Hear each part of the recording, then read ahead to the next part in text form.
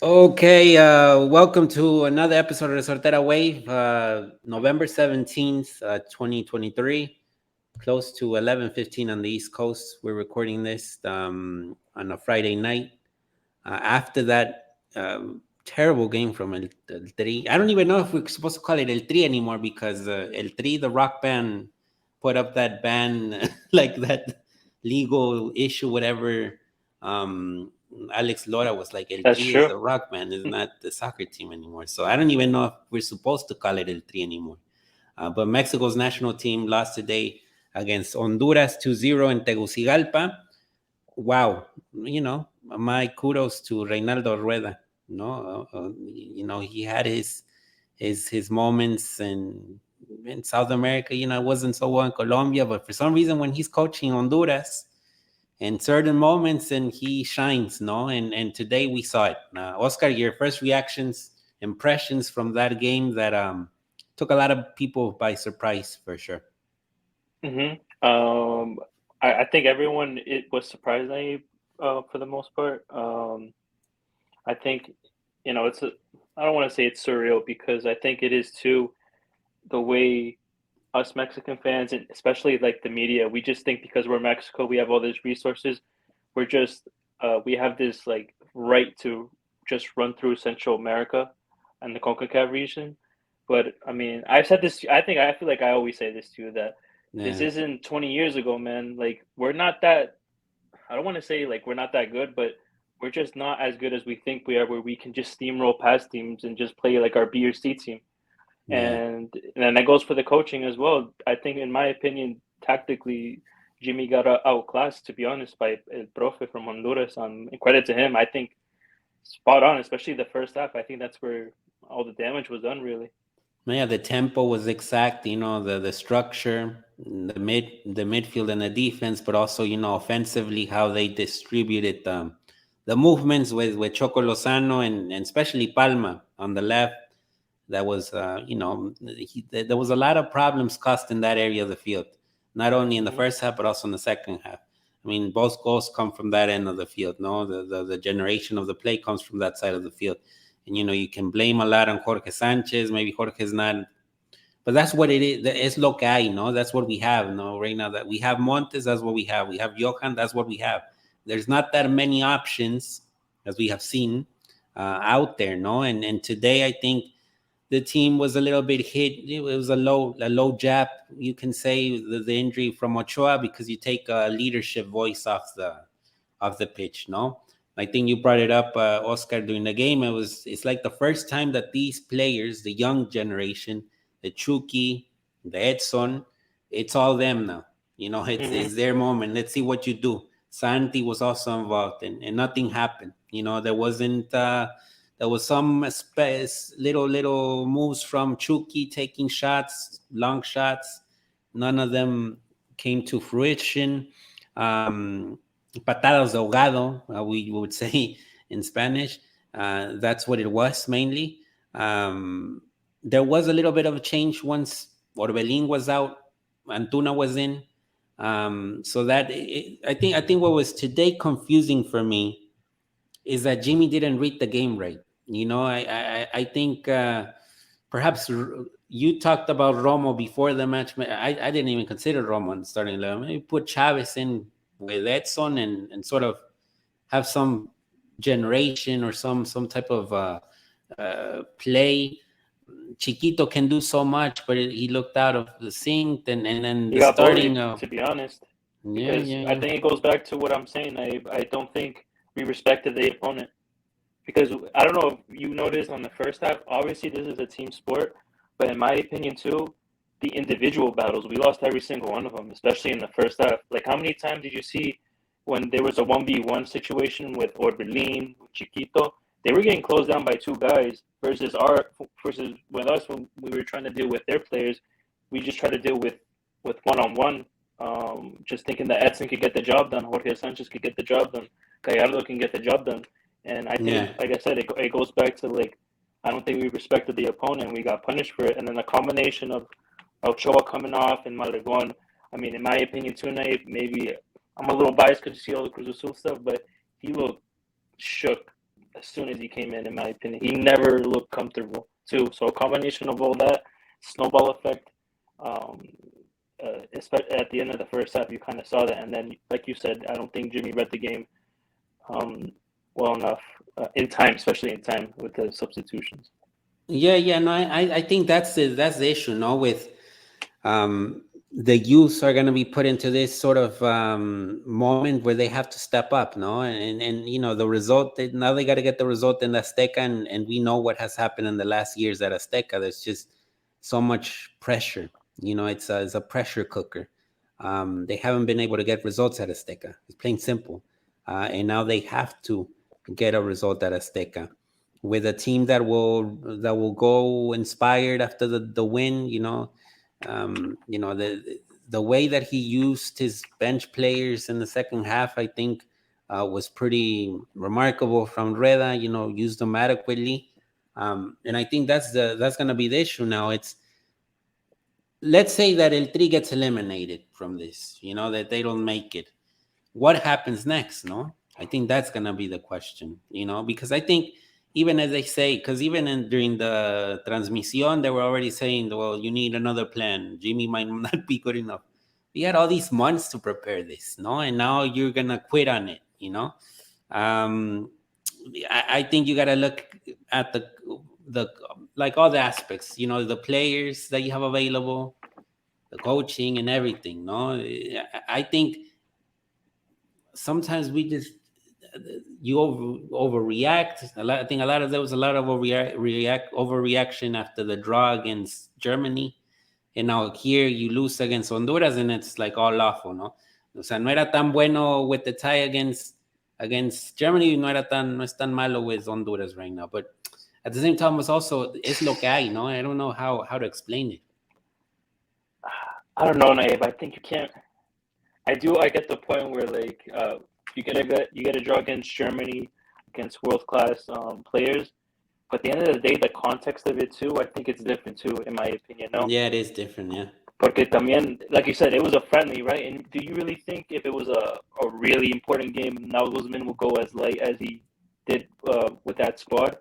I think Germany finishes off easily if it was a real important game.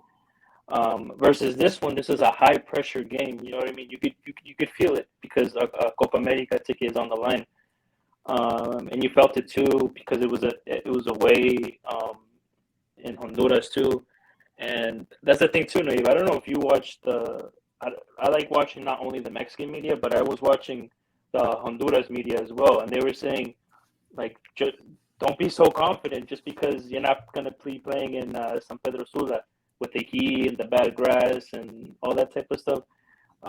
There's a reason they wanted to play on a pitch with the best qualities, with the best climate, so the players can play their football, and they did. I mean, obviously the players, they played hard, right? They were aggressive, but también they played football, and at the end of the day, for me, tactically, they were just so very smart. No, they were impeccable. I forget his name, the blonde kid. He was CONCACAF. He reminded me of a little bit today, right? He was all over the place, aggressive. He just had Chiquito in his pocket. He had everyone in his pocket. Yeah, no. Y luego, look, there's nothing. I was impressed by the performance. The Honduras performance. I'm not gonna say that Mexico sucked big time, and they just got outplayed. Mm-hmm. Yeah, there's a lot of credit to them, for how they planned the game, what they gave. I'm really right now confused just to see what Jimmy will do. Will he go with the same lineup? Will he change things? Will he change the formation? Because even defensively, the center backs didn't look so confident. That was the worst. That was the worst one, right? That was the worst performance between the two. Yeah, and they've never had that type, and a lot has to do with their club situation, because Montes is not playing with Almeria, and the thing about Montes is, look, if he had already signed with Español, he should have just stayed in Español, even play second division like Guardado did back in the day. Played second division with Deportivo La Coruña. Because this moving to another club that is actually going to be relegated as well is not healthy. It's not, might as well have stayed in Monterrey, to be honest. So those are the types of decisions that really affect the whole scope of the thing with the national team. It's right now, Ochoa probably, we don't know when he will play again for El Tri. I don't know how serious the injury might have been, but he's definitely not playing Tuesday. So that takes a part of it, but I think in this game on Tuesday, you really have to seriously consider putting Edson as a center back and not more midfield. More. There's more players out there in the midfield that he can add. Chavez, Chiquito, Cordova. I don't know, but he has to make something. He has to make something different, just to spark the team. If that means putting Chino Huerta from the start, do it. But you got to do something different. You can't be too repetitive. The same faces again, I don't know if they're going to give you the result. You got to really take risk. And I think this is going to be interesting. How much risk will Jimmy take in the game at Azteca? I think you got to take all the risk at this point because I mean, I told you I'm not very optimistic. As soon as the second goal went in my opinion, I think it's over. I don't think we go back just because. And Malagon had a good save. That could have been 2-0 too. That's so true. If you think about it right now, bro, it would have been 3-0 probably. And that's way over for sure. Fair enough. Yeah, I do think that it's going to be tough in my opinion. I think it's over in my opinion, but you never know with this sport. But I think Jimmy has to put everything at risk, and also I think he's still going to play with what his gut says too. Because I felt like too when the substitutions came in, I feel like those were the guys that he wanted to start, but he started Santi porque the media was like, "Oh, you're not going to play Santi porque Howie isn't Feyenoord." And then he played Orbelin because he's playing in Athens and he rips it, right? Apparently in the Greek league. And you already know my situation with that. Yeah. And even going back to the Cesar Montes and Johan Vasquez, I mean, Nayib, I think just goes back to the reality of our players. Like, they're good players, don't get me wrong. I do think the move to Europe was good for Montes. I don't think staying in Monterrey was long-term going to be good. So this is good in some capacity. It's not great. Yeah, it's not great. But it just shows you that how really good are our center back pairing if they're both playing for relegation clubs. You know what I mean? Yeah. So I think that goes to show. And then just tactically going to the Edson, why I do think he should have maybe, I think you called it, he should have tucked in with the center backs in the second half, which what he did, and it looked better. And then unfortunately, all that got to waste with that nutmeg on the second goal. But tactically, if you see what he's doing at West Ham now versus what he was doing with Ajax last season, it's two completely different things. So to try to be the protagonist and be on the ball and distribute and try to facilitate the play, he's not gonna be as a costumbre ya no está ahí, ¿verdad? Yeah, because he's more with West Ham. He just gives the ball to el Inglés and Paquetá, like, you know what I mean? So it gets even harder. So now you're just going to give it to Romo to orchestrate. So it's a dilemma. No, it's a big dilemma. And, there's a lot of things that are going to happen in the next 48 hours. A lot of things that will be said. It's very, very unfortunate.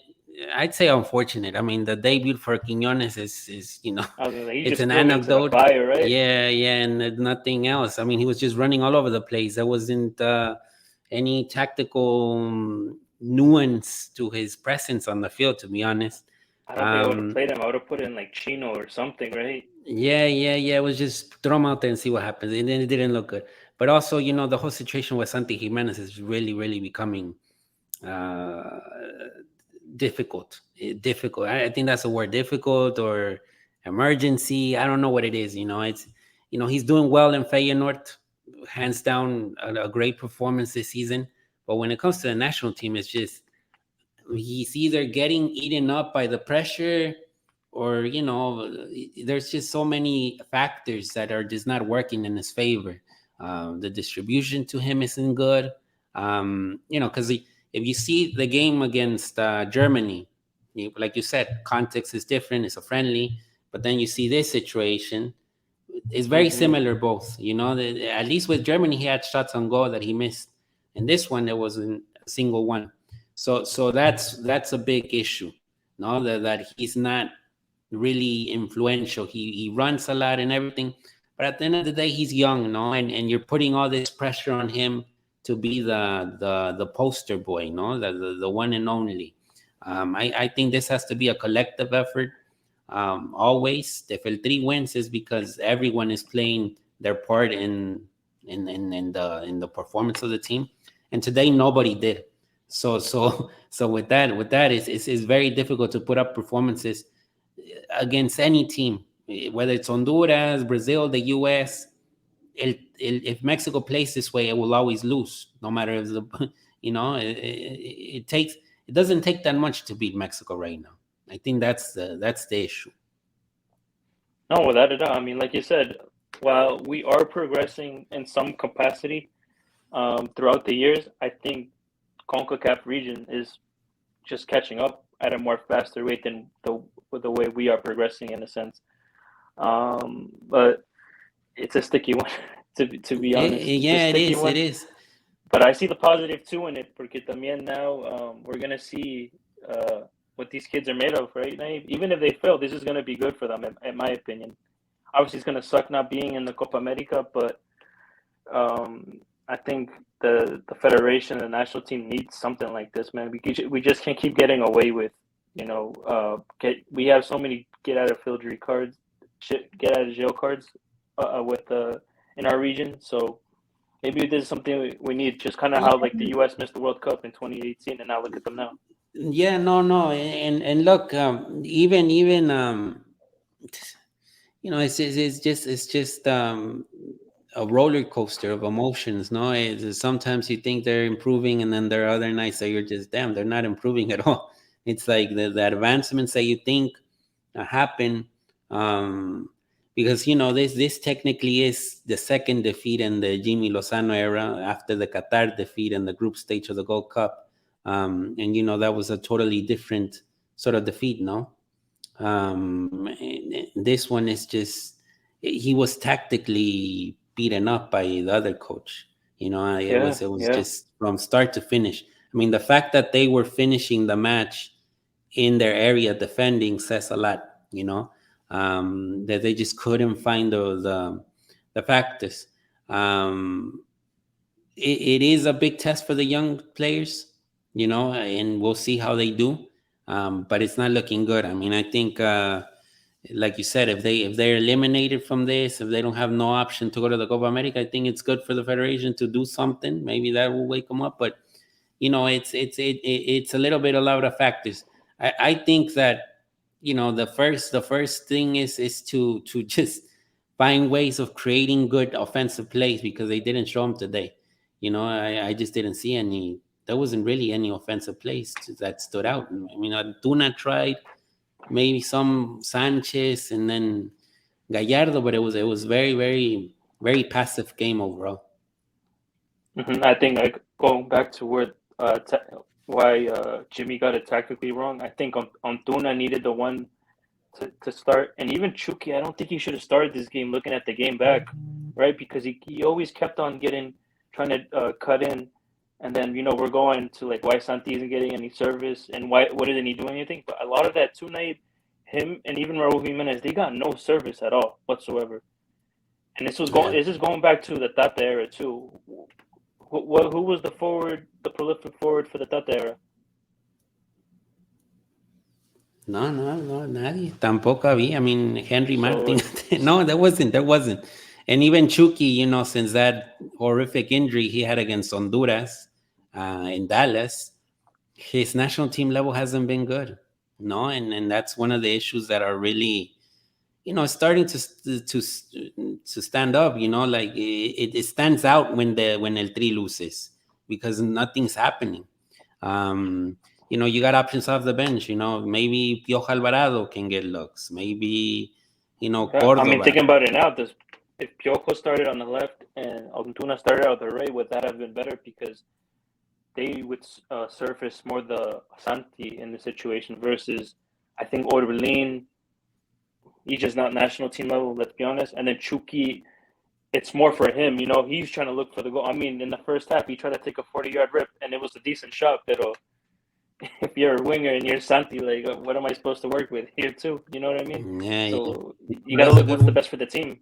That's a good way to end it. I mean, I think it does put the questioning of as to how El Tri will sort of make offensive plays, no? And does that mean that Chucky doesn't start on Tuesday? you know, which is possible, no? I think it's something that when we say Jimmy has to take a lot of risk, that is a risk, not starting Chucky Lozano, because a lot of criticism will fall on him. But I think you need to try different things to make your team work, basically. Yeah, I agree. I mean, just go with your gut at this point, because when you go with your gut, that's when you do take the most risk, right? If you want to do Piojo on the left, or who else on the Or left wing Chino back and the Huerta, right back, we're talking. both of them on the left hand side, and then on the right hand side, it's on Tuna and Julian Araujo, which I think I think he needs to start next game. Um, he's got to do that. We'll see. We'll see what happens Tuesday when El Tri receives or hosts Honduras at Estadio Azteca, and see if they can salvage this situation. I mean, I think the test is there. Jimmy Lozano faces his first major test as Mexico manager, senior Mexico manager. So we'll see. Thank you, Oscar, for your time, and then we'll record another one on Tuesday after that game. Good.